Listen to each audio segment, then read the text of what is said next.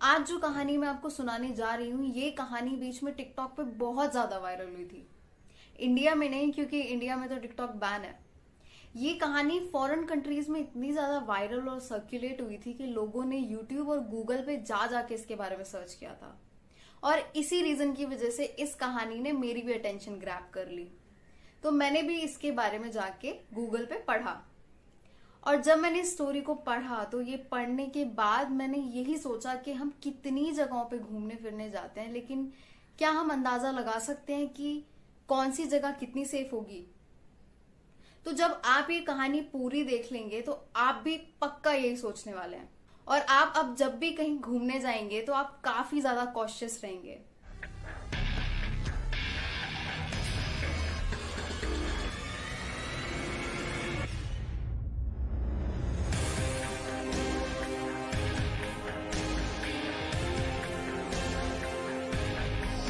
Hello, मेरा नाम है Mausam and welcome back to my YouTube channel जिसका नाम है स्टोरीज विद सीजन।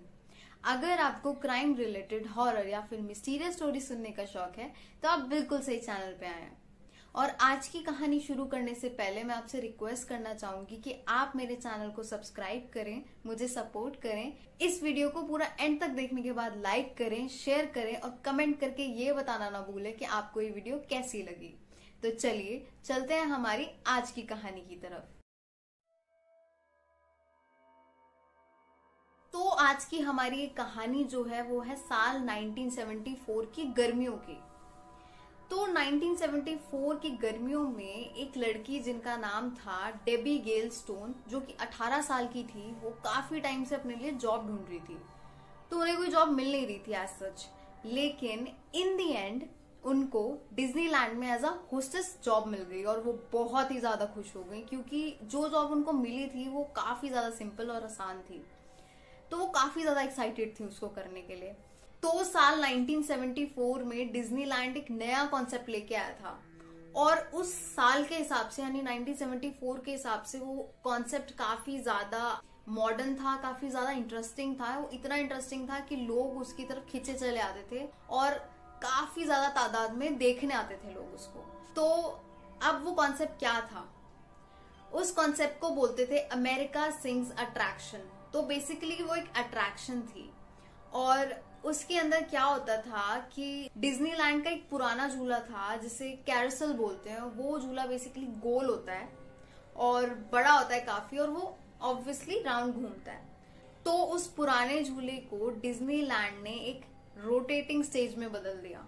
और इतना ही नहीं, रोटेटिंग स्टेज के ऊपर उन्होंने 6 सेक्शंस डाल दिए, बेसिकली 6 स्टेजेस बना दिए। यानी कि उन्होंने अपने एक पुराने झूले कैरोसेल को एक रोटेटिंग स्टेज में बदला और उस रोटेटिंग स्टेज के ऊपर 6 स्टेजेस बना दिए। और हर एक स्टेज के अंदर उन्होंने एनिमेट्रॉनिक्स लगा दिए। अब एनिमेट्रॉनिक्स क्या होते हैं? वो बेसिकली होते हैं रोबोटिक कैरेक्टर्स। तो वो एनिमेट्रॉनिक्स क्या करते थे? वो एक्ट करते थे, डिफरेंट एक्ट करते थे। और क्योंकि उस अट्रैक्शन का नाम था अमेरिका सिंग्स अट्रैक्शन, तो डिफरेंट एनिमेट्रॉनिक्स यानी कि जो डिफरेंट स्टेजेस पे डिफरेंट एनिमेट्रॉनिक्स थे वो अलग अलग अमेरिका के ऊपर गाना गाते थे और परफॉर्म करते थे। तो वो काफी ज्यादा इंटरेस्टिंग लगता था लोगों को। तो उस स्टेज को तैयार करने के बाद उन्होंने क्या किया, उसे एक थिएटर से कनेक्ट कर दिया। तो अब ये काम कैसे करती थी चीज? अब क्या होता था, अब उसे थिएटर से जोड़ दिया तो ऑडियंस आती थी एंट्रेंस से और शिफ्ट्स होती थी। बेसिकली इस शो की शिफ्ट्स होती थी, अलग अलग टाइमिंग पे अलग अलग ऑडियंस आती थी। तो ऑडियंस आती थी एंट्रेंस से आने के बाद एक होस्टेस उनको ग्रीट करती थी। तो होस्टेस वहीं खड़ी रहती थी और ऑडियंस आती थी, उनको टर्न बाय टर्न वो ग्रीट कर रही होती थी।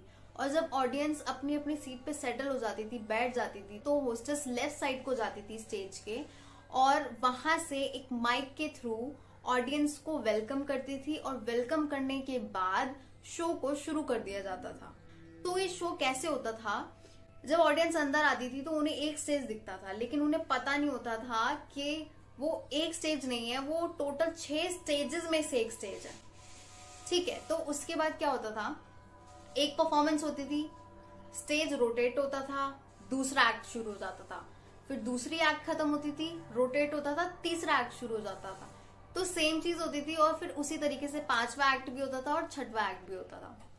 तो जब सारे एक्ट खत्म हो जाते थे तो होस्टेस आके स्टेज पे सबको बाय बाय बोलती थी और सब फिर एग्जिट से बाहर निकल जाते थे और फिर कुछ देर बाद दूसरी ऑडियंस आती थी और फिर सेम चीजें होती थी। तो जो होस्टेस होती थी, जो ग्रीट करती थी, लोगों को वेलकम करती थी और बाय करती थी, उसी की जॉब डेबी को मिली थी। तो क्योंकि ये काफी ज्यादा इजी काम था ग्रीट करना और बाय करना, तो डेबी को बहुत ही ज्यादा इंटरेस्ट आया इस जॉब में और वो उस जॉब को करने के लिए बहुत ज्यादा एक्साइटेड थी। तो जिस दिन ये अट्रैक्शन बन के तैयार हुई थी उसी दिन से डेबी की जॉब भी शुरू हो गई थी। अब आ गया 9 जुलाई और 9 जुलाई को डेबी को शाम की शिफ्ट के लिए बुलाया गया। तो डेबी अपने घर से निकली और घर से निकल के डिज्नीलैंड पहुंची रात के 10 बजे और वहां पहुंचने के बाद वो थिएटर में गई और उनकी शिफ्ट का पहला शो शुरू होने वाला था। तो उन्होंने एग्जैक्ट वही किया जो उनका काम था, जो वो पिछले 9 दिन से करती आ रही थी और वो इस चीज को काफी ज्यादा एंजॉय कर रही थी। तो उन्होंने अच्छे से ऑडियंस को ग्रीट किया और ग्रीट करने के बाद जब ऑडियंस सेटल हो गई तो उन्होंने ऑडियंस को वेलकम किया और शो को शुरू कर दिया। तो शो शुरू हो गया और एक्ट 1 हुआ, फिर 2 हुआ, फिर 3 और फिर एंड में एक्ट 6 हुआ। तो 6 के 6 एक्ट खत्म होने के बाद, और ये टोटल एक्ट मैं आपको बता दूं ये 2 से 4 मिनट के होते थे, ये टोटल 6 के 6 एक्ट। तो जब एक्ट खत्म हुआ तो डेबी अपने यूजुअल रूटीन की तरह स्टेज पे गई और उन्होंने ऑडियंस को गुड बाय बोला और गुड बाय बोलने के बाद डेबी ने क्या किया, वो स्टेज से नहीं उतरी, वो स्टेज से उतरने की जगह वो मुड़ के स्टेज की बैक साइड पे चली गई। उन्होंने सोचा कि क्यों ना मैं एक स्टेज से दूसरी स्टेज पे जाऊं और वो इस चीज के लिए उन्होंने शॉर्टकट लिया। यानी कि जैसे कि अब रोटेटिंग स्टेज है तो ऑब्वियसली एक स्टेज दूसरे स्टेज के बगल में होगा, तो उन्होंने सोचा इस स्टेज से चल के मैं इस स्टेज पे चली जाऊंगी। बेसिकली क्या होता है कि जब भी कोई चीज रोटेटिंग होती है तो उसका एक सेंटर पॉइंट होता है। तो सेम उस रोटेटिंग स्टेज का भी सेंटर पॉइंट था और वो सेंटर पॉइंट था ऑपरेटिंग रूम, और उस ऑपरेटिंग रूम से ही वो स्टेज था वो रोटेट होता था, वहीं से ऑपरेट किया जाता था और जितने भी एनिमेट्रॉनिक्स थे वो भी वहीं से ऑपरेट होते थे। तो उस ऑपरेटिंग रूम और वो जो स्टेजेस थे उनके बीच में एक गैप था और वो गैप लाइक बहुत ज्यादा नहीं था और बहुत ज्यादा कम भी नहीं था। वो गैप इतना था कि एक इंसान आराम से उस गैप में फिट हो सकता है। तो ये चीज डिज्नीलैंड को अच्छे से पता थी, लेकिन उसके बाद भी उसने कोई भी सेफ्टी प्रिकॉशंस नहीं लिए और इनफैक्ट उन लोगों ने वहां के स्टाफ को बस इतना बोल दिया कि ये जगह थोड़ी सी डेंजरस है, आपको बस यहाँ नहीं आना, ऑपरेटिंग रूम के पास नहीं आना है। इसके अलावा कोई भी सेफ्टी मेजर्स नहीं लिए गए। तो क्या हुआ, जब डेबी मुड़ के स्टेज के बैक साइड पे जा रही थी तो ऑब्वियसली वो चाह रही थी कि वो एक स्टेज से दूसरे स्टेज चली जाए, लेकिन अब इस बारे में कंफर्म नहीं है कि ये चीज हुई कैसे, बट थ्योरी ये बताई जाती है कि जब डेबी पीछे जा रही थी बैक स्टेज के पास तभी उसका पैर मुड़ गया, वो ट्रिप हो गई और वो सीधा उस नैरो जगह में, यानी कि वो जो गैप था, वो नैरो गैप था, उसमें जाके गिर गई। और वो जैसे उस गैप में गिरी उसके बाद उसने सोचा मैं उठ जाती हूँ और निकल जाती हूँ। तो जैसे वो उठने लगी तो उसने ये रियलाइज किया कि वो उठ नहीं पा रही है वहां से, क्योंकि आप उसके अंदर फिट तो हो सकते हो लेकिन मूव नहीं कर सकते, वो इतनी नैरो थी, आप मूव कर ही नहीं सकते। तो वो बिल्कुल भी नहीं उठ पा रही थी और वो इस वजह से पैनिक होने लग गई कि उठ क्यों नहीं पा रही हूँ मैं। तो उसके बाद उसने सोचा मैं चीखें मारती हूँ, आवाज लगाती हूँ, शायद कोई आ जाएगा मेरी हेल्प के लिए। तो वो चीखें मारने लग गई, जोर जोर से आवाज लगाने लग गई, लेकिन उसी टाइम थिएटर के अंदर ऑडियंस आने लग गई और ऑडियंस के शोर और म्यूजिक के शोर से डेबी की आवाज दब गई। तो जब डेबी नहीं उठ पा रही थी और वो पैनिक हो गई थी और वो चीखें मार रही थी, उसके बाद क्या हुआ, एक्ट शुरू हो गया। तो जैसे एक्ट शुरू हुआ तो ऑब्वियसली थोड़ी शांति हो गई, ऑडियंस चुप हो गई। उसके बाद एक्ट का म्यूजिक ही चल रहा था बस। तो डेबी चीखने लगी दोबारा से वो चीखें मार रही थी और इस बार ऑडियंस को डेबी की आवाज सुनाई दे गई।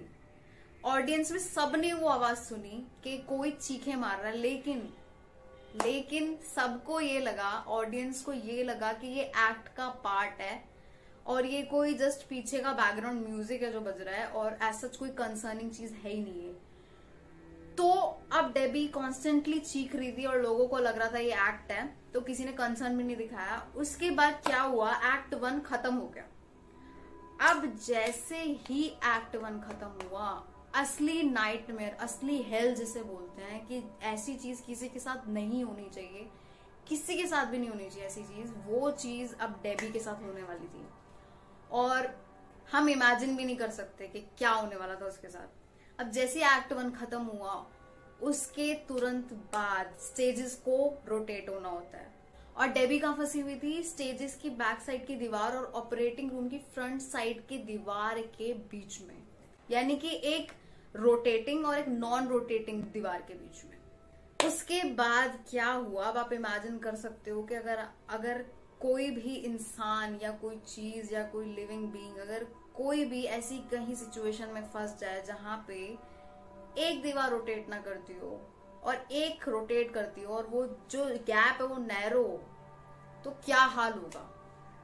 वो बिल्कुल लिटरली वो इंसान, वो चीज पिस जाएगी उसके बीच में। तो जब दीवार रोटेट होना स्टार्ट हुई, उसी टाइम डेबी भी रोल होने लग गई उस दीवार के साथ। इनफैक्ट सिर्फ रोल नहीं हो रही थी, वो क्रश हो रही थी, उसकी हड्डियां दब रही थी, वो टूट रही थी हड्डियां उसकी, उसको लिटरली आवाज आ रही थी अपनी हड्डियां टूटने की, उसको पेन फील हो रहा था, वो बहुत दर्द में थी, और वो लिटरली कॉन्स्टेंटली रोल हो रही थी। जैसे ही दीवार मुड़ रही थी, क्योंकि एकदम से तो दीवार मुड़ नहीं जाती है स्पीड में, वो रोटेट भी स्लो होती है, और उस स्लो रोटेशन के साथ साथ कंप्रेशन भी उतना ही तगड़ा था। मतलब अगर यूं है दीवार और वो ऐसे रोटेट हो रही, तो ऑब्वियसली वो और दबाती चली जाएगी। कोई भी चीज उन दो दीवारों के बीच में होगी तो वो ऑब्वियसली पिस जाएगी। तो वो चीज डेबी के साथ हो रही थी, और जैसे ही दीवार रुकी, क्योंकि रोटेट होके अब उसने पोजीशन लेनी थी, अब फर्स्ट दीवार हटी, दूसरी आ गई, तो डेबी उस टाइम पे मरी नहीं थी, जिंदा थी, और उन दीवारों के बीच में बैठी हुई थी, फंसी हुई थी, उसकी हड्डियां टूट चुकी थी काफी सारी, और वो दर्द में थी और वो चीख रही थी। और उसको कुछ देर की शांति आई, उसको कुछ देर की सांस आई जब एक्ट 2 शुरू हो गया, और थोड़ी देर वो चुपचाप काम रही, और फिर उसके बाद फिर वो चीखना स्टार्ट हो गई, क्योंकि उसको रियलाइज हुआ कि दोबारा दीवार ने रोटेट होना है, यानी कि उसके साथ ये चीज पूरी 6 बार होने वाली थी, क्योंकि कोई भी उसकी हेल्प करने नहीं आने वाला था। सबको लग रहा था एक्ट है, एक्ट का पार्ट है। वो फिर चीखे मारने लग गई, फिर ऑडियंस को सेम चीज लगी, और उसके बाद दोबारा से दीवार रोटेट होना स्टार्ट हुई, फिर डेबी रोल हो रही है, क्रश हो रही है, उसकी हड्डियां टूट रही हैं, वो पिस रही है, बिल्कुल लिटरली पिस रही है वो उन दोनों दीवारों के बीच में, उस प्रेशर की वजह से।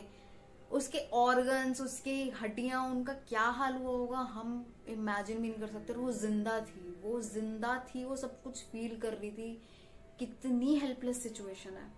और ये चीज उसके साथ लगातार 6 बार हुई। तीसरा एक्ट खत्म, तो रोटेट हुई दीवार, तो उसके साथ सेम चीज, फिर चौथा, फिर 5वां, फिर 6वां। फिर उस टाइम क्या हुआ, जब ये चीज कॉन्स्टेंटली चल रही थी, तो ऑडियंस में से एक आदमी था, वो थोड़ा ना कंसर्न हो गया कि यार बहुत देर से ना चीखने की आवाज आ रही है। तो उसके बाद वो वहां के स्टाफ के पास गया, उसने कंप्लेन की, उसने बोला आप प्लीज जाके बैक स्टेज पे चेक करो कि क्या सीन है, क्या हुआ है, कौन चीख रहा है। और उसने ये भी बताया कि मैंने अभी लिटरली देखा है कि किसी को जैसे कोई ड्रैग करके अंदर ले जा रहा हो, किसी बच्चे को। तो उस इंसान के बोलने पे उन लोगों ने सोचा कि चलो ठीक है, हम चेक करके देखते हैं कि क्या हुआ है, क्या नहीं हुआ है। तो वो बैक स्टेज पे गए आफ्टर शो, और जब वो बैक स्टेज पे पहुंचे और उन्होंने उस नैरो जगह पे, उस गैप में जब नजर डाली, तो उनके होश उड़ गए, क्योंकि उन्होंने देखा कि वहां पे एक लड़की पड़ी हुई है, ऑब्वियसली डेड, क्योंकि उसने बचना तो था नहीं इतनी घटिया सिचुएशन के बाद। सो आप इमेजिन भी नहीं कर सकते, कोई इंसान जो क्रश हो गया हो, जो लिटरली पिस गया हो 2 दीवारों के बीच में, क्या ही हाल हुआ होगा उसकी बॉडी का। इतना दर्द सहने के बाद इंसान कितना जी सकता है। 2-4 मिनट उसके साथ ऐसा हुआ, लिटरली 2-4 मिनट वो पिसती रही स्टेजेस के बीच में, और कोई उसको बचाने नहीं आया, किसी ने उसकी हेल्प नहीं करी, अंटिल एक आदमी ने आके स्टाफ को बोला कि आप चेक करो। किसी ने कोई कंसर्न नहीं दिखाया, और उसकी डेथ हो गई। उसके बाद क्या हुआ कि डेबी की बॉडी को रिकवर कर लिया गया। रिकवर करने के बाद वो अट्रैक्शन को बंद कर दिया गया, और काफी टाइम बाद सेफ्टी मेजर्स वगैरह लेने के बाद जाके वो अट्रैक्शन दोबारा चालू हुआ। डिज्नीलैंड किसी की डेथ का वेट कर रहा था सेफ्टी प्रिकॉशंस लेने के लिए। Okay, so that's it for today. I hope आपको आज की वीडियो पसंद आई होगी। मुझे पता है ये स्टोरी बिल्कुल भी पसंद करने वाली स्टोरी नहीं है, ये काफी ज्यादा पेनफुल और सैड और डिप्रेसिंग स्टोरी थी, बहुत ही ज्यादा। लेकिन अगर आपको मेरी स्टोरी सुनाने का तरीका पसंद आ रहा हो तो प्लीज प्लीज मेरे चैनल को सब्सक्राइब करें, इस वीडियो को लाइक करें, शेयर करें और कमेंट करके मुझे जरूर बताएं कि आपकी स्टोरी के बारे में क्या राय है। और अगर कोई ऐसी पर्टिकुलर स्टोरी है जो आप चाहते हैं कि मैं सुनाऊं तो प्लीज कमेंट करके मुझे जरूर बताएं। तो चलिए मिलते हैं हमारी अगली वीडियो में। Till then bye bye and thank you so much.